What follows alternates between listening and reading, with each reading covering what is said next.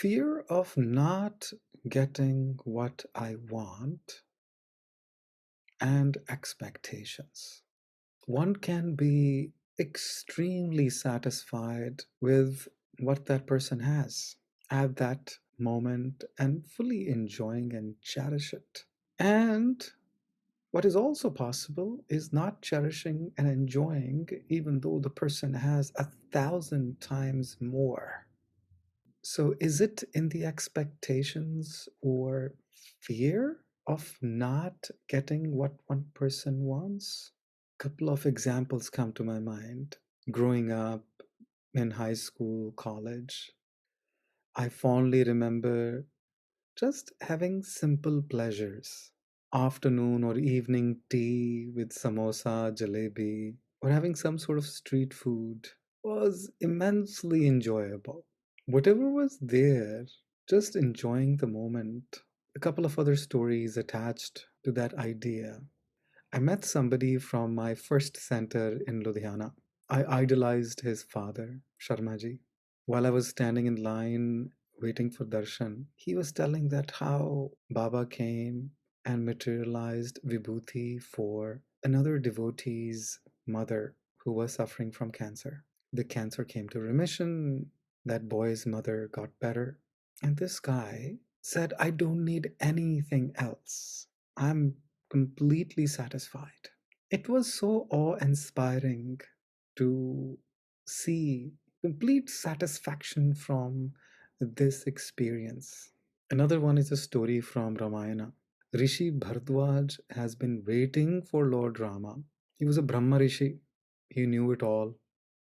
He had told his hermitage monks that Lord Rama will incarnate and will come here. We will have an opportunity to see Lord in human form.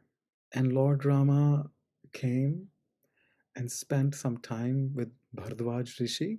And Bharadwaj Rishi immediately renounced even his ashram after meeting with Lord Rama. Even though he could have pursued the rest of his life with Lord Rama in various ways. But this incident had met his vision. This incident, this meeting, this few hours with Lord Rama was all that he wanted and desired for all his life as the final experience, as the epitome of life on earth itself. It is for each person to ask, what is it that I desire, that I want in life?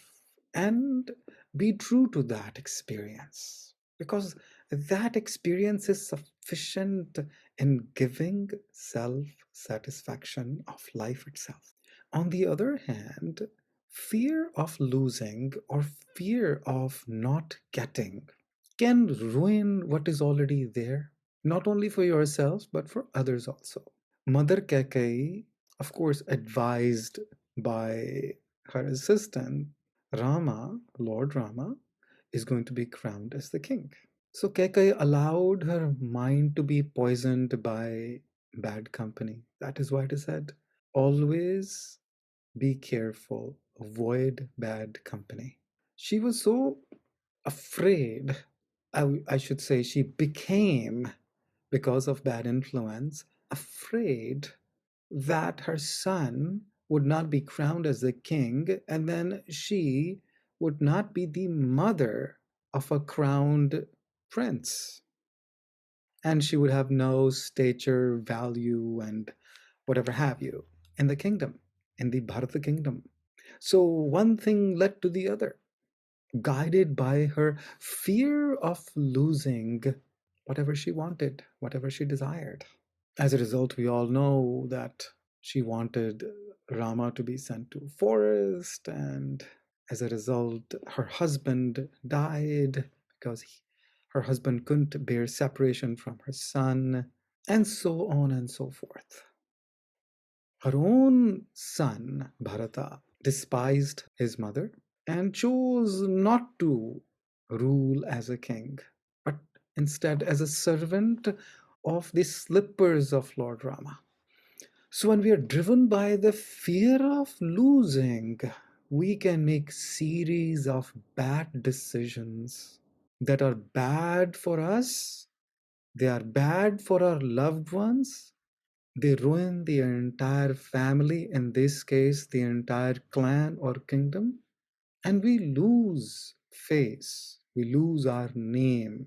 And we all have made such decisions. I have made decisions based on fear of losing. The idea is not that we should become sad or angry at ourselves and say, oh, I'm such a terrible person. The idea is to become aware. Am I being fear driven or love driven?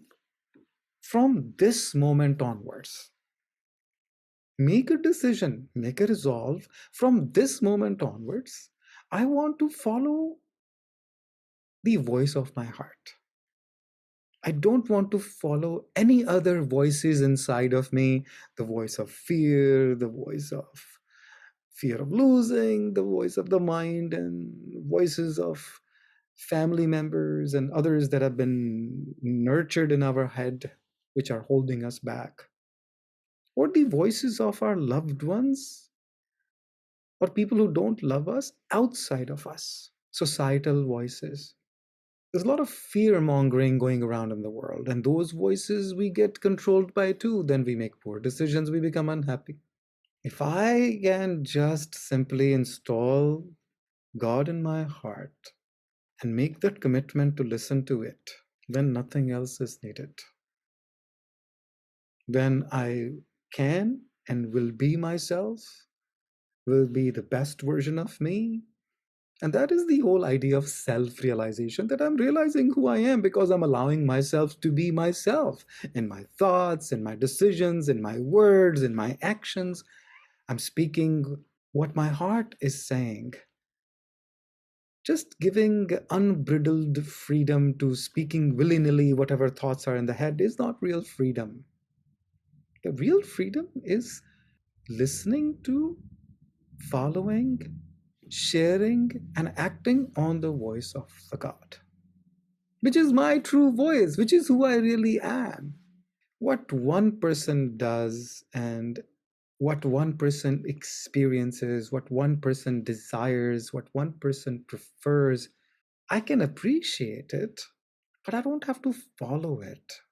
I follow my experience, my desire, my preference, follow my roadmap, fulfill my aspirations, my goal, my vision, instead of putting my time and energy on being afraid of not being able to fulfill my goals or losing what I love.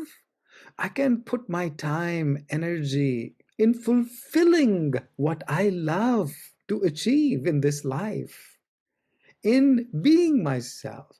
And only then I can allow other people to be themselves and appreciating them the way they are. I love me. I love everybody.